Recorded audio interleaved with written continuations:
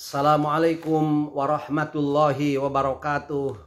Sahabat-sahabat tercinta yang dirahmati Allah, jumpa lagi dalam acara Kulluhum, kuliah 10 menit dari Undang Munawar Official Channel. Mudah-mudahan bermanfaat bagi kita semua. Materi kali ini saya masih akan melanjutkan kisah tentang Nabi Musa alaihi salam. Pada zaman Nabi Musa hidup seorang yang bernama Korun. Korun itu adalah sepupu Nabi Musa. Korun adalah orang yang kaya raya, bahkan orang yang berilmu. Ia terkenal sebagai ahli kitab Taurat setelah Nabi Musa dan Harun. Bahkan ia mendapat sebutan sebagai munawir atau di antara para munawirin karena kemampuannya dalam membaca kitab Taurat dan kemerduan suaranya ketika membaca kitab Taurat. Asalnya Korun itu orang yang miskin. Ia tidak mampu menafkahi keluarganya. Suatu saat ia datang kepada Nabi Musa dan minta didoakan agar ia menjadi orang yang kaya, sambil berjanji apabila ia kaya maka ia akan beribadah kepada Allah, akan lebih dekat kepada Allah. Maka kemudian Nabi Musa mendoakan Korun agar ia menjadi orang yang kaya raya. Dan doanya dikabul. Akhirnya Korun menjadi orang yang kaya raya.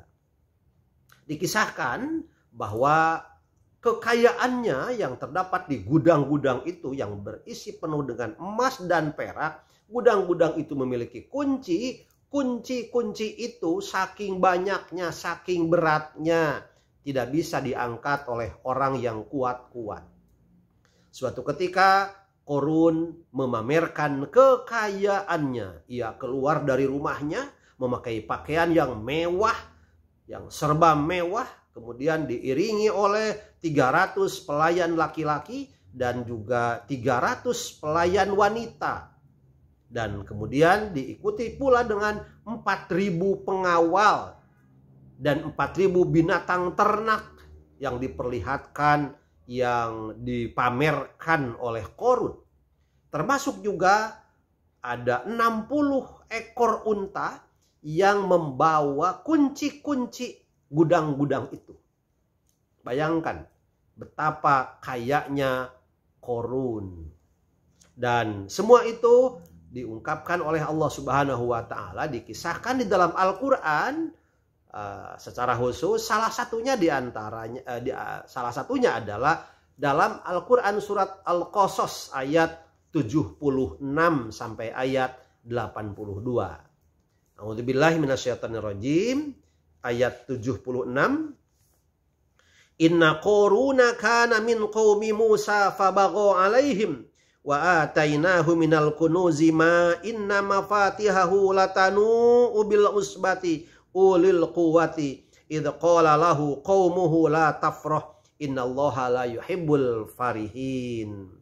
Sesungguhnya Korun termasuk kaum Musa, tetapi dia berlaku zalim terhadap mereka, dan kami telah menganugerahkan kepadanya perbendaharaan harta yang kunci-kuncinya sungguh berat dipikul oleh sejumlah orang yang kuat-kuat.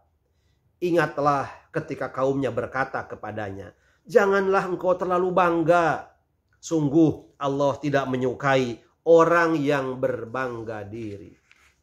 Kemudian ayat ke-77. A'udzubillahi minasyaitonirrajim. Wabtaghi fima atakallahu darul akhirata wa la tansa nasibaka minad dunya wa ahsin kama ahsanallahu ilaika wa la tabghil fasada fil ardi innallaha la yuhibbul mufsidin. Dan carilah pahala negeri akhirat dengan apa yang telah dianugerahkan Allah kepadamu, tetapi janganlah kamu lupakan bagianmu di dunia dan berbuat baiklah kepada orang lain sebagaimana Allah telah berbuat baik kepadamu. Dan janganlah kamu berbuat kerusakan di bumi. Sungguh Allah tidak menyukai orang yang berbuat kerusakan. Itulah nasihat kepada Nabi Musa, kepada Korun dari umat Nabi Musa. Tapi bagaimana Qarun kemudian menjawab dalam Al-Qasas ayat selanjutnya 78. A'udzubillahi minasyaitonirrajim. Qala innama utituhu ala ilmin indi. Awalam ya'lam annallaha qad ahlaka min qablihi minal quruni man huwa asyaddu minhu quwwatan wa aktsaru jam'a wala yus'alu an dzunubihimul mujrimun. Yang artinya dia Qarun berkata, sesungguhnya aku diberi harta itu semata-mata karena ilmu yang ada padaku. Tidakkah dia tahu bahwa Allah telah membinasakan umat-umat sebelumnya yang lebih kuat daripadanya dan lebih banyak mengumpulkan harta, dan orang-orang yang berdosa itu tidak perlu ditanya tentang dosa-dosa mereka. Jadi dinasihati malah ia mengatakan, qala innama utituhu ala ilmin indi. Sesungguhnya aku diberi harta yang banyak itu semata-mata karena ilmu yang ada padaku. Betapa sombongnya Qarun dengan harta kekayaan yang dimilikinya. Ayat ke-79. Fa kharaja ala qaumihi fi zinatihi qala alladziina yuriduna al-hayatad dunya ya laitalana misla ma utiya Qarun innahu ladzu haddin adzim. Maka keluarlah dia Qarun kepada kaumnya dengan kemegahannya. Orang-orang yang menginginkan kehidupan dunia berkata, mudah-mudahan kita mempunyai harta kekayaan seperti apa yang telah diberikan kepada Qarun. Sesungguhnya dia benar-benar mempunyai keberuntungan yang besar. Orang yang tergila-gila dengan harta melihat Qarun malah berbangga. Ia menginginkan seperti Qarun. Tetapi tidak semua begitu. Waktu itu umat Nabi Musa ketika melihat Qarun memamerkan kemegahannya, ada yang sikapnya berbeda. Wa qala alladziina utul ilma wailakum thawabullahi khairul liman amana wa amila sholiha wa la yulaqaha illas sabirun. Tetapi orang-orang yang dianugerahi ilmu berkata, celakalah kamu. Ketahuilah pahala Allah lebih baik bagi orang-orang yang beriman dan mengerjakan kebajikan. Dan pahala yang besar itu hanya diperoleh oleh orang-orang yang sabar. Mereka itu orang-orang yang berilmu. Menanggapi Qarun yang memamerkan kemegahannya, kemewahannya, ia mengatakan begitu. Celakalah kamu, katanya. Karena Qarun memang telah bermegah-megahan dengan harta kekayaannya. Ia tidak tertarik ingin seperti Qarun.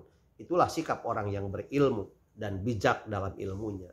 Ayat ke-81, fa khosabna bihi wa bidarihil ardo fama kana lahu min fi'ati yansurunahu min dunillah wa ma kana minal muntasirin. Maka kami benamkan dia Qarun bersama rumahnya ke dalam bumi. Maka tidak ada baginya satu golongan pun yang akan menolongnya selain Allah, dan dia tidak termasuk orang-orang yang dapat membela diri. Akhirnya Allah membenamkan Qarun beserta rumahnya, beserta seluruh harta kekayaannya sebagai azab, sebagai siksaan balasan dari Allah kepada orang yang sombong, yang bermegah-megahan dengan harta, yang bermewah-mewahan dengan harta, tetapi dia tidak bersyukur kepada Allah, tidak beribadah kepada Allah. Dibenamkan seluruh hartanya, ditenggelamkan di dalam bumi. Apa reaksinya setelah itu? Dari masyarakat, wa asbahal ladina tamannau makanahu bil amsi yaquluna wa ka'annallaha yabsutur rizqa liman yasha'u min ibadihi wa yaqdiru laula amannallahu alaina la khashafa bina wa ka'annahu la yuflihul kafirun. Dan orang-orang yang kemarin mengangan-angankan kedudukannya, yakni menginginkan kedudukannya seperti Qarun itu, ia berkata, aduhai, benarlah kiranya Allah yang melapangkan rizki bagi siapa yang dia kehendaki di antara hamba-hambanya, dan membatasi bagi siapa yang dia kehendaki di antara hamba-hambanya. Sekiranya Allah tidak melimpahkan karunia-Nya kepada kita, tentu dia telah membenamkan kita pula. Aduhai, benarlah kiranya tidak akan beruntung orang-orang yang mengingkari nikmat Allah.